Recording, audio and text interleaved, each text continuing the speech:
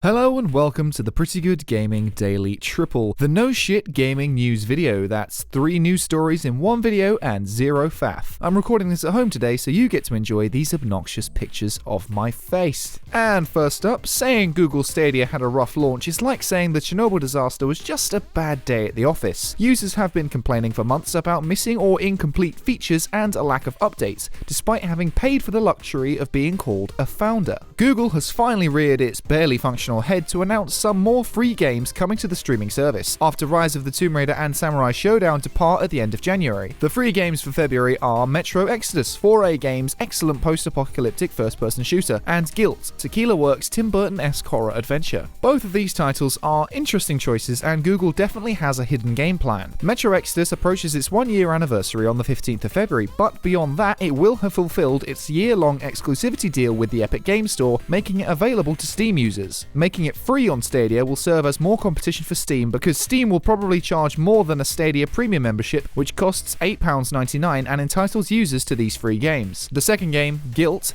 is arguably even more interesting because it is currently StayDEA's only exclusive title. That means everyone who bought the game that was unavailable everywhere else, at the price tag of $30, is shit out of luck. Buying a game only for it to be reduced shortly after is something many of us have faced, but making your only exclusive free-to-play screws over whatever loyal users the service still has left. This offer will invite new subscribers to the platform, but that is at the expense of those who are already there. That said, this does help to reduce the barrier exclusivity poses by removing the major paywall, leaving only the price of entry to pay. The exclusivity argument is constantly raging, so does this make things worse or better? Making Metro Exodus free to slight Steam sounds like a smart business decision to me, but making your only exclusive free seems like a more questionable situation. Make sure to let me know your thoughts down in the comments, especially if you're a StayDEA user. Next up, there's some rumors circulating around Resident Evil 8. With Resident Evil 3 Remake continuing the path laid out by last year's remake of Resident Evil 2, series fans are eagerly awaiting what's next for the legendary horror franchise. An alleged playtester has leaked information regarding Capcom's next horror title, Resident Evil 8. Strangely, according to the leak, the game won't actually be called Resident Evil 8, but will have a clever title, like Resident 8-all or Res8 Evil. Let me know your terrible titles down in the comments. Back in January 2018, Resi 7 reinvented the iconic horror franchise for the second time, taking it forward with entirely new characters, creatures, and most notably a first-person perspective. That first-person view is staying for the sequel, as is Ethan Winters, the protagonist of number 7. The setting is believed to feature villages and a castle in a mountainous region, which is very reminiscent of RE4. In terms of enemies, apparently a shadowy female enemy will pursue you but will vanish if attacked, which sounds similar to RE7's mysterious Evelyn. There will also be wolf-like creatures, which some have assumed to mean werewolves, a first for the Resident Evil series. But the leak doesn't just list new enemies. Traditional undead zombies are back instead of 7's molded, and series veteran Chris Redfield is said to return in a more significant capacity than in the previous game. Resi 7 was far from a perfect game, but it was a much needed kick up the arse for the franchise,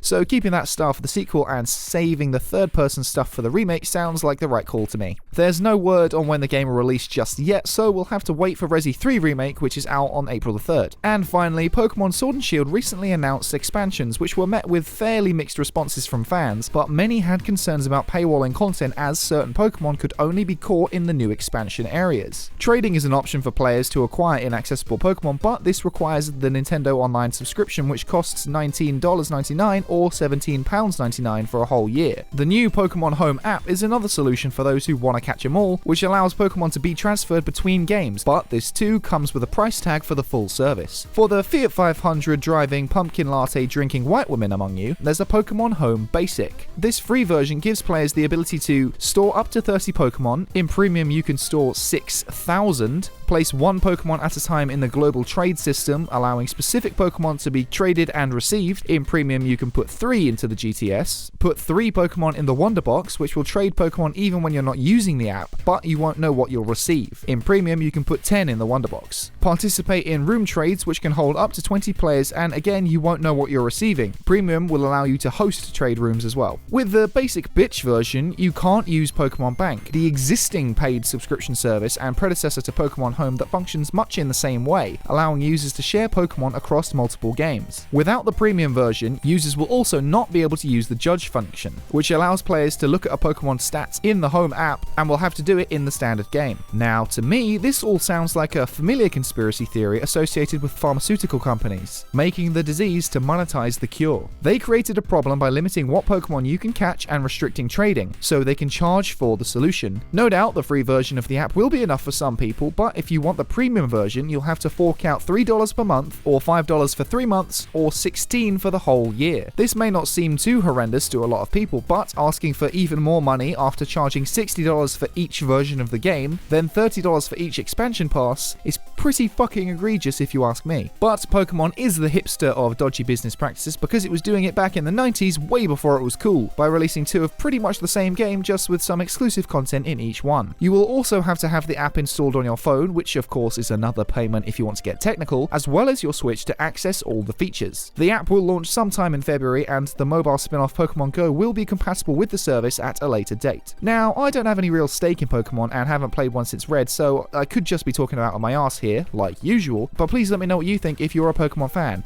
Is this a good deal? Do you even need it? And what if a company like EA or Activision did something like this? I feel like everyone will be a lot more upset. And that's it for today. If you enjoyed this no shit format, make sure you leave a like and give the video a boost. Hit subscribe and the bell if you want to be notified for future installments. Toss a coin to your YouTuber over at patreon.com/prettygoodgaming to help us continue this work. I've been Henry. That's all for today. Bye for now. Now, because it's not live, I don't really have any outtakes, so now you can just have a montage of all of these stupid pictures. Enjoy.